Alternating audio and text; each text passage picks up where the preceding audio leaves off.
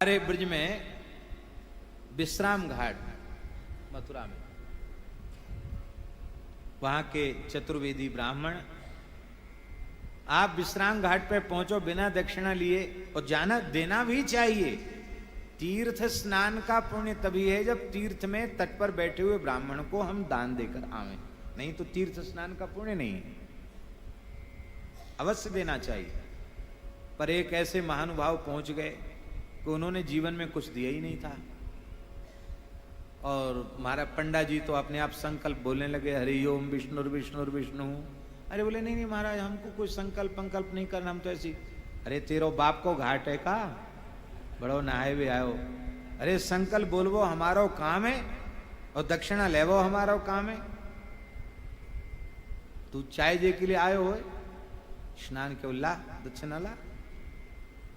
उसने इधर उधर देखा, उसमें लोग चांदी के कलदार होते थे तो कमर में कपड़े में बसनी में कमर में बांध लेते थे लोग, दाम है पुराने देखा होगा आपने, एक बसनी होती थी उसी में सिक्का भर के कमर में बांध लिया जाता था। तो उसने ऐसी झूठी अपने इधर उधर जेब में हाथ डाला, थैला में हाथ डाला, बोले पंडा जी क्या करें, कुछ है ही नहीं। अरे बोले कोई बात नहीं, नहीं है तो कोई बात नहीं। नाम पता लिखा, नाम पता लिखा दिया, कहाँ का, वो सब जानते हैं कौन कहाँ का है। अपना नाम लिखा दिया कि मैं अमुक जगह का हूं राजस्थान में। बोले ठीक है। बोले हम हमारी उस क्षेत्र में जजमानी है, हम आएंगे तो 5.25 सेर अन्न। पंडा जी तो कह रहे थे 1.25 मन, पर रस्सा कसी होते होते 5.25 सेर पे आया। 5.25 सेर अन्न और 1.25 रुपया दक्षिणा। बोले ठीक, बही में लिख लिया। अब 1 वर्ष पीछे पंडा जी पहुंचे वहां, तो उस व्यक्ति कंजूस ने देखा कि ये आ गया, ये तो अब क्या करें। तो उसने अपनी पत्नी को कहा कि मैं मर रहा हूं, क्योंकि देना नहीं है मुझे, मरने का नाटक कर रहा हूं, तुम जोर जोर से रोना शुरू करना।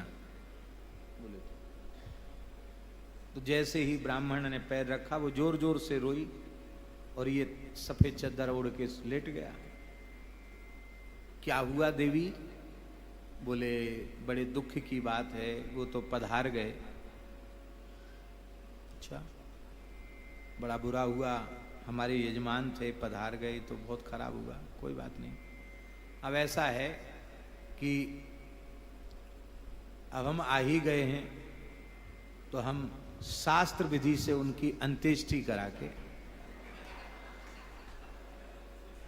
संस्कार करा के तभी हम जाएंगे। बैठ गए, क्योंकि वो सोच रहे थे कि अब तक कुछ नहीं हुआ, मेरे पैर रखते ही रोना गाना शुरू। अरे कंजूस है, नाटक कर रहा होगा। वो समझ गया था ब्राह्मण। पत्नी ने कहा कि वो तो आसन जमा के बैठ गया, अब क्या करें। बोले देखो बच्चों ने काम धंधा संभाल लिया है, व्यर्थ में हम घर का घाटा करते हैं, अन्न खाते हैं, अन्न बिगाड़ते हैं, जला दो, क्या करना है, पर देना नहीं। पत्नी भी उत्तम कोटि की आज्ञाकारिणी थी, उसने कहा ठीक। पुत्र भी पितृभक्त ही थे, बोले पिता की आज्ञा पालन करना पुत्रों का धर्म है। अब राम नाम सत्य है, गोपाल नाम सत्य है, लेकर स्मशान में चले। पंडा जी भी साथ साथ चल रहे थे, और जैसे ही वहां रखा गया, अब तो ब्राह्मण का हृदय द्रवित हो गया। सोचा इतने कंजूस का हम ले भी लेंगे तो भले ही 3 काल नहीं 6 काल संध्या करते हो तो भी नहीं पचा पाएंगे। इसका कुछ भी पचाना हमारे बस की बात नहीं है, क्योंकि ये मरा तो है नहीं, केवल कुछ न देना पड़े इसके लिए जान देना चाहता है।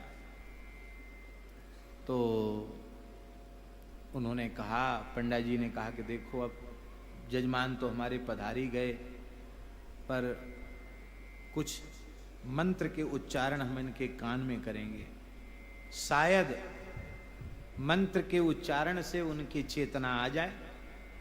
अरे महाराज ऐसा हो तो बहुत अच्छा हो जाएगा, बड़ी कृपा होगी आपकी। सब दूर हटो, सबको दूर हटा दिया। कान में कहा कि जिस पृष्ठ में हमने वो हिसाब लिखा था ना, 5 सेर अन्न, 5.25 सेर अन्न और 1.25 रुपया, बही के उस पृष्ठ को ही फाड़ के हम जला देते हैं, तुम प्राण मत दो। वो तत्काल उठ के बैठ गया, बोले लकड़ी सब ले चलो, बेच दो लकड़ी। बोलो भक्त वत्सल भगवान।